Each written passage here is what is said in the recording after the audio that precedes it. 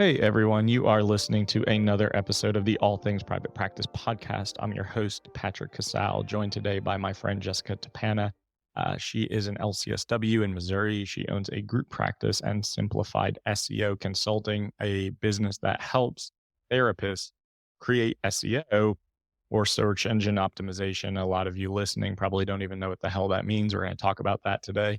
We're also going to talk about alternative streams of income, how you can do that so that you aren't just seeing clients 60-minute sessions and increments of your time.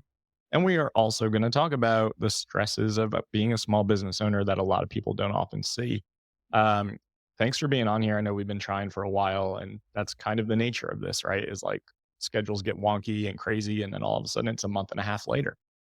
Absolutely. I'm thrilled to be here and, all things work out. And I think anytime I used to think like anytime you're trying to get two therapists together, it's so challenging. I think that becomes even more challenging when you're trying to get business owners because we always have things going on. It's one of those situations, where you look at your calendar and you're like, yeah, that looks like a good day and a good time. And then you do it.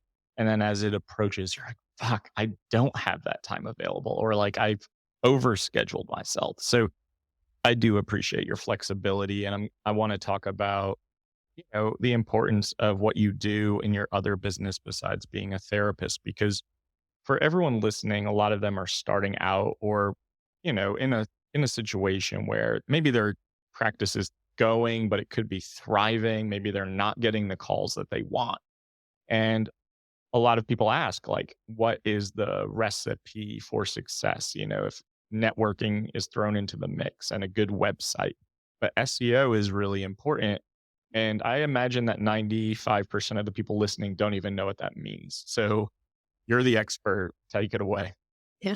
First of all, I didn't know what it meant either. When I created my first website, I remember going to lunch with a friend and she's like, okay, and are you doing SEO? And I'm like, writing it down. Sure, SEO. I'm kind of the type though, like I went home and deep dove and like when you're starting out, you have more time. And as you go through your practice, you have more money. And so for me, when I had that more time, and it wasn't always traditional time, I started my practice when my now 5-year-old was born, but feed her and now I'm wide awake. And so I would get online and SEO worked well for me. Everybody kept telling me, they're like, you have to get out there and have coffee with 10 people a week or something like that. And I just didn't want to pay the babysitter, quite frankly, did not have the money to pay a babysitter while I go to coffee with friends, even though I love doing it. So so I started looking into this, and search engine optimization is really overwhelming at first. If you've not heard it, basically, it means no matter how beautiful your website is, no matter how great your credentials are, no matter how fantastic the training you've received is, wonderful your methods are, like if Google can't figure out what it is you're doing, Google's not going to rank you. And it's not that Google hates you or anything like that. It's that Google has all of these little bots that go look at all these different things on your website, and it has to have some method of determining if there are 1,000 websites out there that I could rank for, depression, which one am I going to put at the top? And so there are all these different things that Google considers, and it does feel overwhelming when you first start hearing about it. And it does sound like a foreign language, just like if you and I start talking about all these different letters. I know my background's in DBT, and man, that can sound like Greek to people that haven't heard it. Certainly if you hand somebody Marshall Linehan's book, it sounds, worse than Greek. Although then you decipher it and it's amazing and life-changing. To me, search engine optimization was that way. It was like, what are you talking about? But I took it one little piece at a time. I heard the word meta description and looked up what a meta description was, and eventually figured out we kind of have a formula now where even though there are tons and tons of things Google considers, we've kind of figured out for most therapist websites, if we do these things on the website, it's more likely to show up. And so I say people all the time, I'm like, man, if I could figure this out, any therapist can. And I think that early on in your practice where you do have that time, even if it's in the middle of the night, it's a really good time for you to try your hand and not be afraid to tinker with your site and work on a bit yourself. And then later on, if you can afford to hire someone out, my practice has has outsourced, Lord, sorry, has outsourced to my other business for years now because we can. And that's great too. And sometimes saves time and other people can do it faster. But yeah, sorry, long explanation, but I love it. And I think it's such a powerful way of meeting potential clients where they are. Yeah, I think that's really well said. And it's funny because when we were talking before we hit record, you said, I don't really know a lot about technology. This isn't my strong suit. But here you are owning a business helping therapists be seen on the internet. And you're so right when you said a beautiful website. You could be the best clinician in the fucking world and you could do all the right things. But if people can't find you online, especially now as we move into much more of a telehealth era and people are becoming more comfortable searching for therapists near them, if you are not on page one or on the top of the lists, what are the odds as a human being you scroll to page two? I mean, we want fast, accessible information at our fingertips in this day and age. And if we are not showing up, you're probably not getting calls. And for those of you listening, and you've heard me preach how important networking is, and I stand by that. But if you really can't get into networking because it's just so time consuming or overwhelming, or a situation like Jessica's in 5 years ago, or whatever the case may be, you've got to do something before you build a reputation. Like, until you build a reputation in the community and you're well known for what you do, there's no way for clients to find you if you're not showing up in Google searches. And Google's the most powerful search engine in the world. So a lot of people, I think, do get lost in the acronym of like, okay, I've heard this thing, right? Like I either do Google ads or I do SEO or I do SEM or whatever the hell it is. And then they get overwhelmed and they're like, I'm not going to do any of it.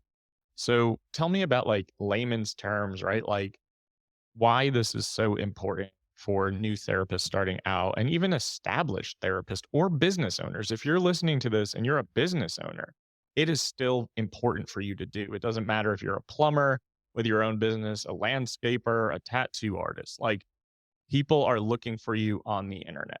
And that is your virtual real estate, more or less. And it's so important to be visible. It is. And I'm a big believer. I think, I got a lot of different advice about marketing when I started out. And one of the pieces I really loved is like, find what works for you. And so I'm not going to say that the only way to build a business is to do SEO. It's the way that's worked for me and the way that's worked for tons and tons of other clients. But I think at a bare minimum, even if you are networking or you're being referred by somebody, a lot of times what they're going to do then is go search your name. Go, okay. And if they're talking to a friend or they're talking to their doctor and they say, yeah, you should go check out, so-and-so therapist. And they like start looking you up on Facebook online and they can't find you. Like, what are the chances that they're going to ever reach out? In fact, you were talking about how quick we are to try to that we don't even go to page two. I mean, really the talk in SEO where a lot of times it's about the 0-click search that people are doing, right? And so now we are like competing to make it so easy that somebody doesn't even have to click on the website. And that's where if you have a physical office location, talking about Google My Business is a great way to show up. I know if you're further along in your SEO journey, one thing I'm doing right now is trying to get more of those, like where you ask a question and there's like an answer. I'm trying to focus on how to show up more and more in those so that again, like people can get an answer about some basic things without even clicking. Of course, we want them to click because we want them to call, but just doing whatever we can to get in front of people. You don't have much time and to win people over. So if you can get to the top, that's really powerful. And I think, at a minimum, it's credibility, people being able to find you for your name. But unfortunately, we do still live in a world where there's still some stigma. I think it's getting better. But there is still some stigma around it. And so people still are turning constantly to Google for for various services, including mental health services. Yeah, absolutely. And I think you're right. Like if you can allow for that ease of access to information, whether it's by answering questions, having good content on your website that answers these questions or explains these things on blog posts, which are really important too for everyone listening. Writing blogs and optimizing them, really important. But think about like you are searching for a restaurant and you Google them and their website doesn't come up, or they don't have a Google My Business page and you don't see their hours and their directions and their phone number. You're not going to call, like, you're not going to go much further than that and do a deep dive. And you're probably going to say, oh man, I really wanted to get pizza from this place. Maybe they're not even open anymore and I need to move on to the next one. And you're doing the same disservice when you're not establishing your online presence as a mental health therapist, because accessibility and relatability are crucial. And accessibility means people being able to find you. People need to know that you're open for business. I think we so often think like, okay, I'm going to start a private practice. I've got a Psychology Today page, I've got a website. Nobody is calling. And if we are not accessible, if people don't know we exist, you're not showing up in searches, you're really throwing money in the drain essentially. Like you're not really doing yourself a service and you're not doing your clients a service if they can't find you. And not a long-term service either. The other thing, to take your like restaurant example even further, by the way, the more the more time I spend as a business owner, the more frustrated I get when I'm trying um, to give somebody my business and their website is difficult to navigate. Because if my friend says like, hey, you should check out such and such restaurant, I'm a bit of a picky eater. I'm going to look up the restaurant. I may not even tell my friend how picky of an eater I am, but I want to really quickly be able to tell what kind of food they serve and see a menu. And if I can't very quickly figure that out, then I'm on to the next. A lot of times people give you more than one. I'm on to the next suggestion. I think with therapists, it's the same thing. And I say this all the time when I'm talking about SEO. I think that one thing that being a therapist myself that I'm always focused on is that it's about more than just getting your website in front of people. And it's even about more than getting people to click on your website. And it's even about more than getting people to call you. It's about getting the right clients to call you. And so I think, your website needs to be very clear who you serve and what kind of clients are the right clients for you. And your brand needs to come through. And so in my world, it's all about like balancing your brand. It's all about being very clear. I love, we talk about service pages for SEO that like, you want to have very specific pages, not say you do everything under the sun, but niche down and have pages that say what your niches are, that what you're really, really good at. But it's not just for SEO. It's also because if somebody comes to your page, your menu essentially is like what your specialties are. And just like if I'm looking at a restaurant, I want to know if they serve sushi or Italian. Somebody coming to your website wants to know, do you specialize in addictions or couples or trauma or DBT? And that needs to be very easy for them to quickly determine. If not, they go specific, if even better, if they can go to that specific page. Because that specific page is what shows up in search results. Because you've got to make your website as accessible as you can too, not just to get you there, but once you're on that page, what are you serving? That's such a good analogy and comparison. And, I do a lot of website audits, not in an SEO sense, but in a content sense with the coaching that I do. And I fall on a lot of websites that are one page, right? Like a homepage and then a bunch of bullet points of like, I do this, this, this, this, this. And essentially as a client, right? Like as a therapy client, I've been one my entire life. If I land on a page like that, I don't really get a sense of what your style is, how you speak, like how you relate. I'm just kind of thinking like, okay, you kind of say you do it all. And that doesn't really make me want to give you a call unless I absolutely have to.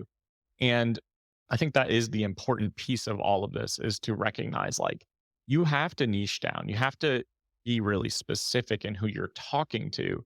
And it has to be really clear. And like you said, it has to flow really well. It can't be clunky. It has to be like, okay, we have pages for each individual service. So, and another point, and I don't want to overly complicate this, is like in some parts of the country or the state or surrounding towns, people may be searching for couples counseling or couples therapy or marital counseling or marital therapy. So it really does depend. And that's why you really need someone who understands how to build websites and do keyword research too. Yeah, keyword research. I'm not gonna lie, that is the hardest thing that I teach. like that is a whole other conversation. And honestly, it takes months for even the people we hire for us to train them to do keyword research as effectively as I expect. They get a lot of hand holding in that for months because it's really difficult to figure out, like, should I title my page couples therapy or marriage counseling or what? And it does depend on where you're located. A lot of times, like a whole state might be the same geographic area and be similar, but I always use like Illinois as an example. Chicago's has almost a different culture than some of the more rural parts of the state. And so, there's definitely, there's lots and lots of complicating factors in choosing those words and that you're going to choose to put on your website. And you do want to be intentional. But I think one of my favorite things about Google is Google cares about giving people a good experience too. Like Google's a business, why they've been the, largest search engine for so long is like they care about making sure that the results at the top are the ones that have the content people are looking for. And so I think that for me, even though marketing and SEO and technology and all of that felt very outside the wheelhouse of being a therapist when I first started, kind of the more I'm in the field, the more I'm like, no, actually, it's a really natural progression because I care about being a resource to my community. I care about helping people who maybe never even come in for therapy. I care about giving my clients the best service and setting them up the best I can for when they walk in the doors of my group practice. And so, we can talk all day about the technology side of things, but I think that, at the heart of it, the reason that I love SEO so much is it's like, okay, I'm serving two audiences, Google and the client. And while they may come into a little bit of conflict sometimes, most of the time they don't. Most of the time, like you talked about blogging, for instance, I use blog posts as homework all the time. I have a new clinician that started last week. The first thing we did is we're like, hey, write us 3 blog posts so that we can get those out to your new clients as we're assigning them and set you up as an expert. We even did it simplified. We have someone that's almost done with their first phase of their training, and she wrote a great blog post on using Google Analytics. And so we're like, fantastic. When all her new clients are going to get that blog post when they talk about analytics, because they'll see like we're setting her up as an expert. We're helping, and hopefully we're providing real, true value to our clients, not just blowing smoke or doing something to manipulate the search engine. It's about service. Yeah. And I think that means acting and creating a business that run within your values, right? If you're going to actually put out good content and you really want it to be helpful, regardless if someone lands on your page and calls or not, at least they're getting something out of it. And, you know, people seem to think like, how many people are really searching for therapists in the area? And even in very saturated markets, I mean, so many people need support, right? So, like, if you look at your Google Analytics and you're like, holy shit, 20,000 people looked at my website this month, like, but I didn't get any calls, or like, I'm not getting the calls that I want. That's probably an indication that something needs to be tweaked or changed. Like, it's great that you're driving traffic. Now it's time to convert. And I see a lot of websites that don't convert well just because they're clunky or they're not clear once you land on them. Um, so I want to ask you, because you mentioned this before we started recording, you have a group practice and then you started Simplified. I don't know which one came first, but I like the fact that a lot of therapists are kind of branching out into other things, because I do think we need other things to alleviate the stress of the job and to ensure that we're using the other skills that we have. So can you tell me a little bit about the kind of catalyst, or the the event that kind of led to saying, I want to start a business that I don't know a lot about? Yeah, so I decided when I was 12 years old that when I was 30, I was going to open a private practice. Nothing else in my world went according to the timeline I developed when I was 12, like literally nothing. Kids, marriage, none of it.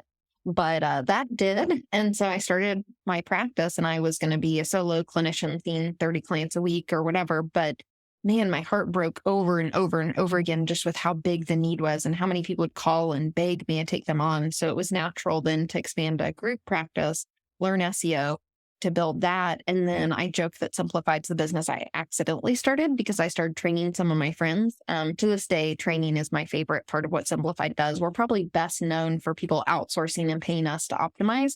But but my passion really is for helping people that are like I was and intimidated by it, learn that they can optimize too and learn how to do it. But yeah, like we were talking about before, I think that the big thing for me, and some of it comes from my background of DBT and trauma therapy, but I think that's actually probably true of almost every single specialty out there, that it's heavy. It is life and death, like in many, many cases. And I think that goes whether you're doing addiction or eating disorders or couples, it's life and death of the marriage, maybe. And so there's so much of what we do that is so intense that our brains, they need a break. There's a reason in my practice, like full time is 23 clinicians, it would make more sense. I mean, 23 client sessions, it would make sense for it to be more. But again, that's a very values based decision right now. That because I want people to have that balance. And I recognize that being a therapist is hard. It's emotionally difficult. My worst moments, like, having a business where we're on people's websites, we've made mistakes. There was a Thanksgiving weekend that Danica and I were like working all weekend fixing something for somebody. But what we kept saying is like, this is not life and death. Worst case scenario, somebody's website's down and that's bad. And we're going to have to work really hard to make it up to them. And like, I don't mean to like minimize that because as a business owner, that's a really bad thing. But as a therapist who's worked with like clients that are legitimately life and death situations, like at least it's not that. And I think that that's so often what we're looking for is what are those ways that we can build in that shift in thinking that makes us better therapists. People are like, have asked me like, hey, you run two businesses. Are you going to stop seeing clients? And maybe I will someday. Maybe I will reach that point. But right now I love it because I'm so picky about who I take on. It's only my ideal clients. I leave feeling like I made a difference.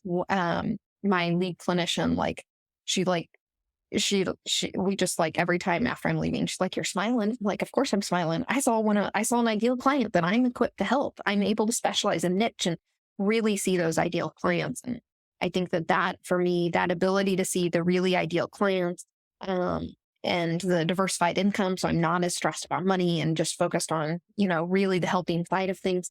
And then, that ability to like, when it gets really intense, think about something else that maybe has less of the heaviness. So when I go back to the heavy clinical work, it doesn't, I'm able to bring that renewed energy to it. Yeah, that's really well said. I think that's great advice for anyone listening and thinking about what else can I be doing? What would this do for me emotionally, financially? And I do think the importance of having your ideal client and your niche are crucial. I know a lot of you who are listening who are newer to the field may disagree. I think you may circle back to that in a couple of years and reevaluate that. Um, but ultimately, I think that's really important to name it. And like you said, life and death, right? And it's heavy work. And the last couple of years have gotten even heavier. And the work we do is invaluable, but it's exhausting. And I, at this point in time with my coaching business and my group practice, I only have a handful of clients left, but they're my ideal clients for sure. And I did that purposefully, not that I didn't want to be a clinician anymore. I just didn't have the time to be a clinician anymore. And I never wanted to lose that perspective or that clinical skill set. So I just said like, this is the number. This is what I can do comfortably without building resentment or regret in my own decision making. And that's worked out really well. But I mean, it is important to start thinking about this career could be the rest of your career. You could be in private practice forever, love it, whatever the case may be. But there are going to be a lot of you who are looking for something else. That could be from boredom, that could be from burnout, that could be from overwhelm. It could simply be because you have a lot of good ideas and a lot of skills.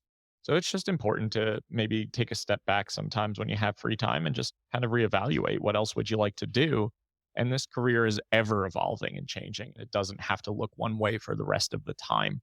Um, that's a good segue too, because you and I were talking about like the behind the scenes of being um, someone who owns multiple businesses and an entrepreneur and small business owner. And I've been thinking about that a lot lately. I actually sent out a newsletter about this and like thinking about burnout, thinking about like as you grow and develop a reputation and following, like how much more energy that takes. And you still have to show up for your family and you still have to show up for yourself. And take care of yourself and your mental health and your staff, and it's a lot. And I don't think everyone always sees that.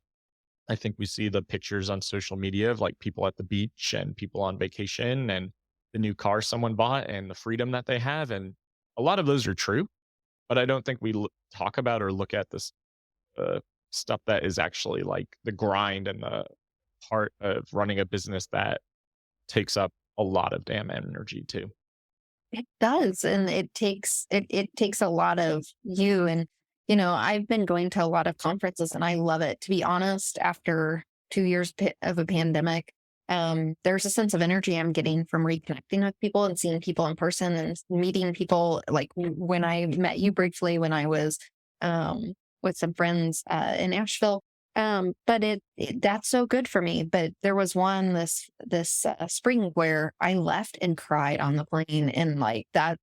Not that I don't love to cry in public at all, but I just felt like the world's worst mother. And I'm not the world's worst mother. I know that cognitively. Like, I stayed home with my kids for how long, but it's like something's always got to give, and to find that balance, and what the balance, I often remind myself, like, what the balance looks like this week, it doesn't have to look like next week, because it always feels, to be honest, it always feels like I'm failing somewhere. And I'm so intense in both of my businesses about maintaining the quality of care that, I can't even tell you how personally I take it if someone's upset in either business. And I want people to tell me that, and I'll move heaven and earth to make it better. But what you don't see is how much time goes into, oh my gosh, I've let someone down, or we haven't done good work, or I should have done this differently, or um, kind of that I that moment that I have to kind of walk myself through. But I think that it comes down to kind of having to accept that all things can't be done perfectly. And so I'm constantly trying to like make values-based decisions, and just be intentional about where I need my energy, because it's going to shift. And where it is right now is certainly not where it was a month ago. Where it was a month ago was, yeah, it was actually kind of with a different project with hiring and training people. And now it's like I'm implementing a new thing in my practice that I'm really excited about. And so it's shifted, but man, then I'm like, but all those things I was doing last month because we had new staff, like, shouldn't I be doing them? I feel like, no, I can't physically, there are only so many hours in a day, and I can sprint sometimes, but too often it feels like no matter how hard I sprint or for how long, like, it's not enough. There's never going to be enough of me. Yeah, I think that's really relatable for a lot of people listening. You hear it all the time. I witness it all the time in my friend groups and my colleagues and myself. And I think that if you are really invested in the businesses you've created, the people you're supporting, the people you're helping, the people you're employing, it doesn't feel like it's ever enough. And you always feel like you're letting someone down. And you can really get into that mindset of kind of almost hopelessness even too, and even some depression that comes with like the entrepreneurial life. And I wouldn't trade it for the world. Like, I love the autonomy and the freedom to make my own decisions, but that doesn't mean that it's a cakewalk every day. And we're making some major changes. Like I told you in my group practice, that's taking a ton of energy. My coaching business, is kind of slowing down because I need it to slow down. Like, I get so many requests for coaching consults and calls, and I'm like, I just say no. And I never used to say no. So it's been helpful, but then you think I'm letting them down, like, by not being available, but you just can't be available for everyone all the time, and it's just not possible. So I think for everyone listening, trying to find your balance, trying to find ways to incorporate the things that are important to you outside of work. Because I think a lot of entrepreneurs are creative types, and we like working, and we like working on our businesses and coming up with new ideas. And we can also get stuck in them. And that can kind of create that shadow side, or that blind spot of what am I missing, or what am I not giving attention to? That could be your family, your friend groups, yourself. I mean, there's a lot of things that can go um, to the back burner if you're not careful. So really trying to put some pieces in place so that you can have a successful business venture and career, but also protect your energy and take care of yourself. I think that is really, really important. to try to figure out how to start putting those pieces in place, especially for those of you who are newer to the field, who are really excited to be doing these things. Great. I encourage it. I was that person, but just be aware that you cannot run at that speed the entirety of your career. It will kind of destroy you at the end of the day. I like how you point out how worth it is, because that's how I am. I'm like, my biggest strength and my biggest weakness is that I really, really am passionate about both my businesses and the individual therapy. I still do a little bit of that, and being a present mother and a present spouse and all of those things. And so it's my biggest strength, maybe, that like I genuinely love all those things. And it's my biggest weakness that then I want to do everything everything perfectly. And so it's worth it. There isn't, like, I can honestly say for one of the first times in my life, there's very little I would change in my world right now. But that doesn't mean it's easy. And it, yeah, I like how you were saying, like, do things for yourself, find moments for yourself. Even for me, sometimes it's moments within the big things. Um, I used to always feel like, people spend way too much on fancy coffee drinks and all that. And I just, yeah, why would you do that? And now I don't drink coffee, but I love a lot of the other drinks. And so whether it's local coffee shops or Starbucks, I totally have my drinks. And I'm spending what I would have previously called too much. But sometimes there are days where legitimately going through the drive through and getting a hot chocolate in the winter and sitting there and enjoying it and mindfully drinking it, actually, it's not even a huge thing, but it makes a difference. And it's worth every penny, even if it is overpriced, even if it is all the things, even if it is unhealthy. It's like that moment um, of like, okay, I can do this. Or like when I get annoyed that I have to take off for yet another doctor's appointment, whether it's for myself or my children, reminding myself, like, hey, like, this is annoying, but wow, how cool to have a job where I can do this, where I'm not worried that I'm going to get in trouble or run out of vacation time because I have to do this. I get to make the choice that my health is worth taking off, or my children's health is worth taking off to do this. Yeah, that's really well said. Even the hot chocolate example, just the ability to say, "Well, I'm going to go do this right now." Um, I go to the coffee shop near my house almost every single day, and I could make breakfast here, but I don't want to. Um, but I think it's also like a social component of like, oh, I get to be in a coffee shop. I get to just be around people if I plan on being in my office all day talking to like people virtually. And then like I get to do that if I want to do that. Like if I want to build these breaks in my schedule, I get to do that. If I want to take off a certain amount of time, I get to do that. And that, I don't think you can put a price on all of that stuff and the autonomy behind entrepreneurship. So that is definitely my favorite part of all of this. Even if some days are harder than others, they are not all hard. And I always think that my worst day in my current venture is a million times better than my best day at my community mental health job. And that is something I try to keep in perspective all the time. Yeah, absolutely. And when it's not, when things get out of whack, then we have the power to change it if we recognize it. It might take time. When I realized I had way too many clients and needed to cut down, like, it took time because I wanted to care for my clients and connect them the right way and make sure they each were connected with somebody. But like, I had the ability to do it. And so I actually tell all my clients and my coworkers and everybody, like, I make my schedule one semester. We're in a college town, one semester at a time. My family's needs, my clients' needs, my needs may change semester to semester. And so I'll commit to generally a similar schedule for the fall, for the spring, and for the summer. But like, I'm not guaranteed, like, and I have other clinicians that are like, this client has had the same spot for 4 years and that works great for them and their client. And that's fantastic. But the way I am, I'm like, nope, I need the flexibility to be okay saying, like, my needs have changed and my balance has changed and I need to get it back, and so I change. Yeah, it's well said, and constant evolving and evolution in this field and career path too. And wherever you are right now doesn't mean that's where you're going to be in 6 months, a year, 5 years from now. So just allowing for the journey and just embracing it because you made a decision to work for yourself. And it's a beautiful, beautiful process that doesn't come without painful moments too. But I think those help guide us. Um, Yeah, I really have enjoyed having you on here, and I'd like to probably have a follow up about what we were talking about in terms of keywords and Google searches and all that stuff. But I really appreciate you making the time, and please tell the audience where they can find more of what Simplified SEO has to offer because I think it can be really valuable. I use them right now for my group practice. I'm really happy with the results, and I couldn't recommend them enough. Thank you. Yeah, our website is simplified SEO consulting.com, and a great place to start if you're just like, what is this? It feels overwhelming.